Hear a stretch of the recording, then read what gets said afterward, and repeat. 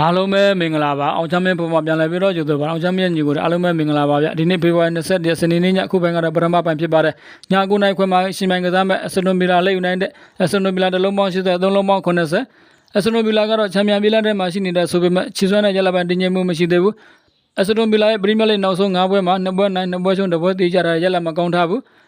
လက်ယူနိုက်တက်ကတော့ပရီးမီယာလိနောက်ဆုံး9ပွဲမှာ2ပွဲနိုင်2ပွဲရှုံး2ပွဲတေးကြထားတယ်3ပွဲက3ခုတည်းရှိထားခဲ့တယ်လက်ယူနိုက်တက်ကတော့တက်စစ်ဦးစားပေးပြီးတော့ကစားတယ်ဂိုးလည်းရတယ်ဂိုးလည်းပြန်ပေးရတယ်ဒီနေ့သင်းရဲ့နောက်ဆုံးတွေ့ဆုံမှု10ကြိမ်မှာ9ကြိမ်က3ခုတည်းရှိထားခဲ့တယ်အနည်းဆုံး2-1-2ဖြစ်လိမ့်မယ်လို့မျှော်လင့်ပြီးတော့ဂိုးပေါ်ပဲရွေးချယ်ပါတယ်9နိုင်ခွဲမှာကမ်းမဲ့ဘရတ်ဖို့ဘရိုက်တန်ဘရတ်ဖို့လည်းပဲ90ကျုံ3လုံးပေါင်း90ဘရတ်ဖို့ကတော့အခုလက်ရှိအချိန်မှာပရီးမီယာလိမှာခြေစွမ်းရလက်ပိုင်းရောတည်ငြိမ်နေအသင်းလေးဖြစ်တယ်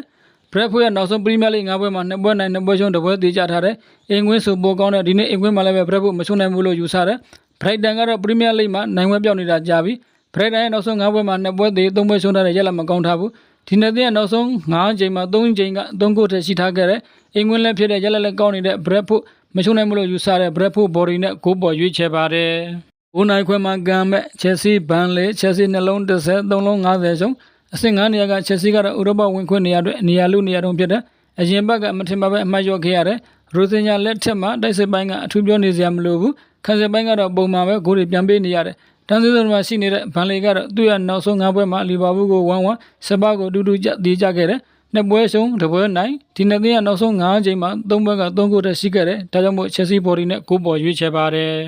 နောက်တစ်ပွဲကတော့ည7နိုင်မှာကမ်းမဲ့ဝဟန်ဘုံမှာဝဟန်လည်းပဲ30ရှုံး3လုံး30ရှုံးဝဟန်ကတော့တန်းစည်းစုံတွေကထွက်ဖို့ယုံနေရတယ်ဒါပေမဲ့အခြေအနေမကောင်းသေးဘူးဝဟန်ရဲ့နောက်ဆုံးပရီးမီယာလိ9ပွဲမှာအင်ကွန်းတစ်ပွဲသာနိုင်ခဲ့တယ်ဘုံမောက်ကတော့အခုနောက်ပိုင်းပွဲတွေမှာချီဆွမ်းတဲ့ကြလက်ပိုင်းမဆိုးဘူးတင်ကြီးလာတယ်ဘုံမောက်ရဲ့နောက်ဆုံး9ပွဲမှာ3ပွဲနိုင်ထားတယ်ပထမကြော့ဝဟန်ကွင်းမှာတော့တစ်ဖက်နယ်ကိုစီတီးကြထားခဲ့တယ်အခုဒီချိန်မှာတော့ဂိုးဘော်ကအကောင်းဆုံးဖြစ်လိမ့်မယ်လို့ယူဆပြီးတော့ဂိုးဘော်ပဲရွေးချယ်ပါတယ်နိုင်ခွဲမှာကမဲ့မန်စီးတီးနယူကာဆယ်မန်စီးတီးတစ်လုံး40ကျုံ3လုံး60ကျုံလိတ်ဖလားဆီမီဖိုင်နယ်အဆင့်မှာလည်းပဲနယူကာဆယ်ကိုမန်စီးတီးက2ကြော်သလုံးကိုနိုင်ခဲ့တယ်အင်္ဂွင်းတွေ့ဆုံမှုတိုင်းကိုလည်းမန်စီးတီးနိုင်ထားတယ်ပရီးမီယာလိနောက်ဆုံး4ပွဲမှာ3ပွဲနိုင်ထားတယ်ချန်ပီယံပြည်လက်နဲ့မှာပို့ပြီးတော့ယုံကြည်မှုရှိနေတဲ့ဂျာယက်မှာအဆင့်1ကအာဆင်နယ်က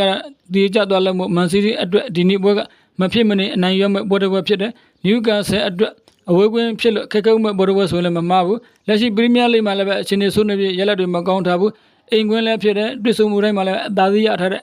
မန်ချက်စတာစီးတီးဘော်ဒီပဲရွေးချယ်ပါတယ်ည7နာရီမှာကမဲ့အိုဆာဆူနာရဲမဲတဲ့ဒလုံးပေါင်း40 3လုံးပေါင်း30အဆင့်1ရောက်နေတဲ့အိုဆာဆူနာကတော့နောက်ဆုံး9ပွဲမှာ3ပွဲနိုင်3ပွဲသေး1ပွဲရှုံးထားတဲ့ရလက်ပိုင်းမဆိုးလာဘူးရဲမဲတဲ့ကတော့9ပွဲစစ်နေမှုနဲ့အတူအမှတ်ပေးမှာအဆင့်1ကိုပြန်လည်ပြီးတော့ဥဆောင်နေတယ်ရဲအသင်းသားတွေစစ်တပ်တက်ကြွနေမှာသိကြတယ်